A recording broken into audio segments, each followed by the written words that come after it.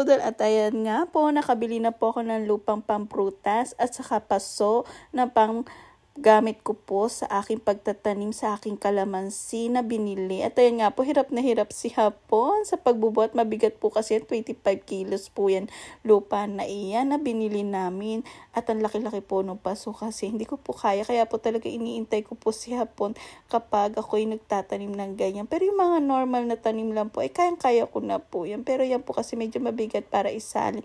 Iniintay ko po talaga siya. Yan, para pagudin din siya. At ayan, nilalagyan po ng pampataba din ni Hapon na pataba po yan sa halaman, sa gulay. Pero nilalagay ko na rin po sa prutas. At ayan naman po yung pamprutas na pampataba. 3 klase po nilalagay ko dyan kaso hindi po ako nakabili. At next time ko na lang po ihapon. At ayan, syempre kailangan po halu-haluin para pantay po ang sustansya. Pero actually, siya lang naman nandiyan sa punong yan. At nakakita nga po ang palakang nakikisali sa akin. Nagulat ako dyan eh. At ayan, binutasan ko sa gitna at titignan ko kung pantay kasi gusto ko nasa gitna po talaga yung halaman, yung prutas. Di ba para po mas maganda tignan pag nasa gitna, wala lang, na-share ko lang guys. Ayan, tinignan ko talaga, tingnan nyo, nagtagal pa ako, di ba guys? At ayan, nasa gitna, tumingin pa ako sa malayo niyan guys. At ayan, itatanim ko na po siya, tahawin ko na po yung mga lupa. Ayan.